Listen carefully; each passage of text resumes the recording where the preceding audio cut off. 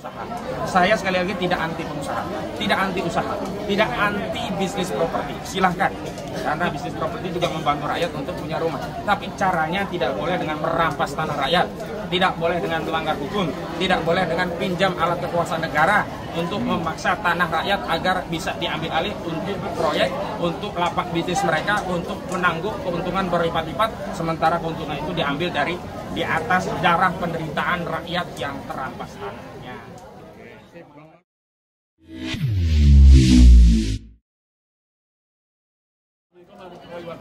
Saat ini saya berada di Polresta Tangerang, Banten. Hari ini Selasa 19 November 2024 sampai jam 4 sore. Kami bersama dengan Ahmad Rozorudin. Bang, mohon update-nya dari Pak Residu, Bang. Ya, bismillahirrahmanirrahim. Saya kabarkan kepada seluruh pemirsa bahwa sampai hari ini Bung Said itu sedang masih menjalani pemeriksaan berkaitan dengan adanya panggilan dari Polres Tangerang Kota yang ada di kompleks Pemda Tiga Raksa ini ya. Karena beliau dianggap telah melakukan tindak pidana sebagaimana diatur dalam ketentuan pasal 28 ayat 2 dan pasal 28 ayat 3 junto 45A ayat 2 dan 45A ayat 3 Undang-Undang ITE, yakni Undang-Undang Nomor 1 Tahun 2024, yang ini merupakan perubahan kedua dari Undang-Undang Nomor 11 Tahun 2008. Problemnya memang Bang Said itu dianggap melakukan tindakan yang mengedarkan kabar bohong yang menimbulkan kerusuhan dan juga dianggap menebarkan provokasi SARA di aktivitas pembangunan Pantai Indah Kapuk 2. Padahal kita tahu beliau sedang menjalankan hak konstitusional untuk menjalankan aktivitas kemerdekaan berpendapat yang dijamin oleh konstitusi kita. Bahkan dalam sebuah kesempatan saya katakan beliau tidak saja menjalankan aktivitas berpendapat, tapi sedang menjalankan aktivitas ibadah dalam agama Islam, yakni dakwah amar ma'ruf nahi munkar. Kan aneh, orang dakwah mengingatkan kebaikan, mencegah kemungkaran, kok dianggap melakukan kejahatan. Dan saya perlu tegaskan tadi luar biasa. Banyak sekali atensi dari masyarakat dan tokoh-tokoh. Ini luar biasa, di luar ekspektasi kami yang datang. Tadi kira-kira 500-an adalah ya. Cuman sebagian sudah ada yang izin gitu.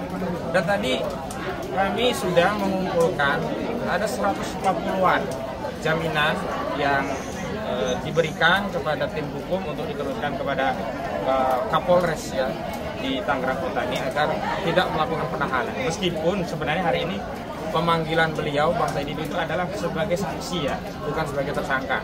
Jadi tidak ada penahanan seorang saksi, namanya juga panggilan saksi.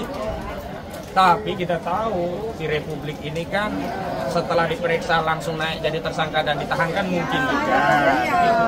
Karena itu kita tetap akan mendampingi Bang Said itu sampai kita pastikan memang pulang bersama-sama kita. Jadi kita ini akan konsisten ya, datang kita antar, pulang juga kita jemput ya. Nah, jangan datang tak diundang, pulang tak diantar, itu jailangkung namanya. Ya, jadi begitu. Apa lagi? Ya Bang, tadi kan ada tokoh-tokoh kita lihat tadi kami dari pagi tuh ada tokoh-tokoh. Kita lihat ada Bang Haji Januar, bahkan ada Bang Muhammad tadi sempat lihat juga Bang itu ada Abang Samad. Coba ini bukti apa ya?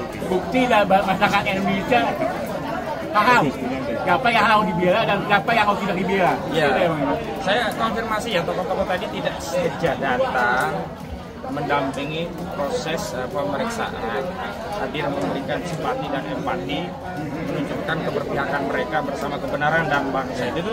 Bahkan mereka ini ya menyerahkan namanya jaminan agar Bang Said itu tidak perlu ditahan. Mohon maaf, saya taruh ya dulu, saya baca salah satu redaksinya.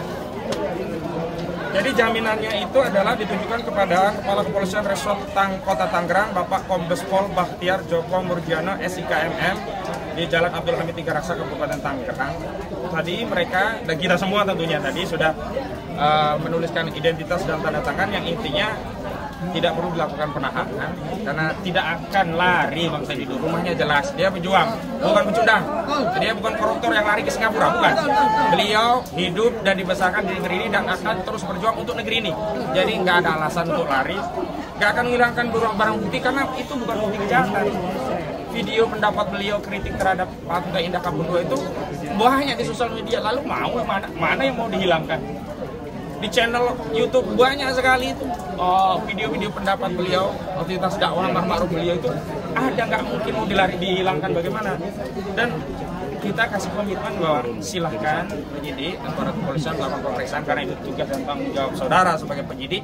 Tetapi ya sekali lagi tidak ada urgensi untuk menahan Bang Said Didu, tidak ada kepentingan untuk menahan karena begini, yang punya kepentingan untuk membungkam Said Didu itu saya sebut sebagai jongos akuan, jongos oligarki, jongos proyek Pantai Indah Kapuk. Jadi cukuplah yang menjadi jongos itu orang-orang yang melaporkan Bang Said Didu. Cukuplah yang menjadi jongos oligarki itu orang-orang yang mengkritik Said Didu.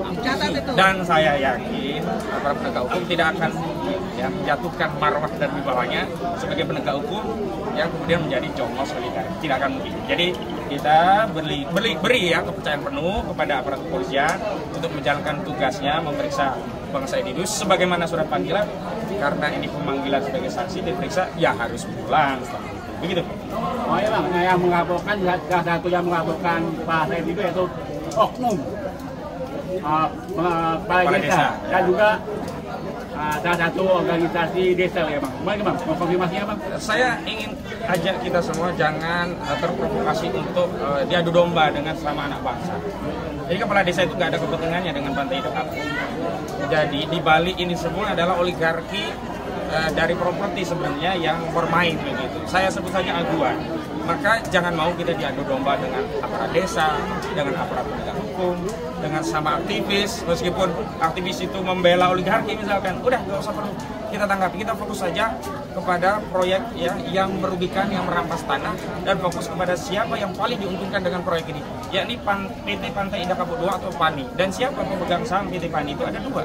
Yang pertama Sugianto Kusuma alias Aguan, yang kedua Antoni Salim. Jadi yang punya kepentingan agar proyek itu berjalan dengan membeli tanah murah yang keuntungannya akan berlimpah itu adalah pemegang saham mayoritas dari PT PANI. Siapa? Aguan dan Antoni Salim. Jadi kita jangan melihat hal-hal yang receh kayak gitu lah. Jangan, kasihan lah. Mereka kalau mau cari makan biarkan saja lah. Namanya orang cari makan ya kan. Gitu. Berarti konfirmasi ya Bang, ada pihak-pihak tertentu yang bermain untuk melaporkan Pak Said Didu ya Bang? Ya, kalau dari analisis politik, kepentingan ya ini kepentingan dari Pantai Indah Kapuk, kepentingan PT PANI, kepentingan pemegang saham. Siapa yang mayoritas pemegang saham PT PANI? Saya sudah sebut Sugianto Kusuma dan Antoni Salim. Jadi negara harusnya segera mengevaluasi ini, sudah banyak korban rakyat dengan cara apa? Segera mencabut status PSI karena ada relevansinya. Itu bukan proyek negara, bukan proyek untuk rakyat, itu proyek oligarki properti, proyek untuk meningkatkan keuntungan mereka. Nggak ada kaitannya dengan kemakmuran rakyat. Begitu. Baik Bang, ada pesan nggak Bang buat Pak SBY sebagai presiden negara ini? Pak Prabowo.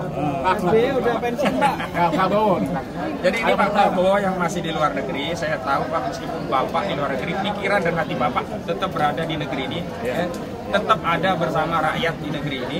Dan karena itu kami menagih Pak Bapak dulu, dia berjanji akan timbul dan tenggelam bersama rakyat.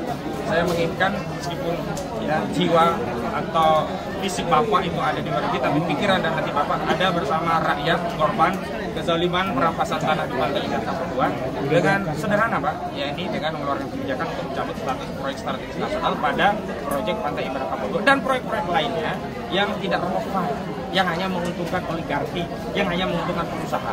Saya sekali lagi tidak anti pengusaha, tidak anti usaha, tidak anti bisnis properti. Silahkan, karena bisnis properti juga membantu rakyat untuk punya rumah. Tapi caranya tidak boleh dengan merampas tanah rakyat, tidak boleh dengan melanggar hukum, tidak boleh dengan pinjam alat kekuasaan negara untuk memaksa tanah rakyat agar bisa diambil alih untuk proyek, untuk lapak bisnis mereka, untuk menangguh keuntungan berlipat-lipat, sementara keuntungan itu diambil dari di atas darah penderitaan rakyat yang terampas tanah.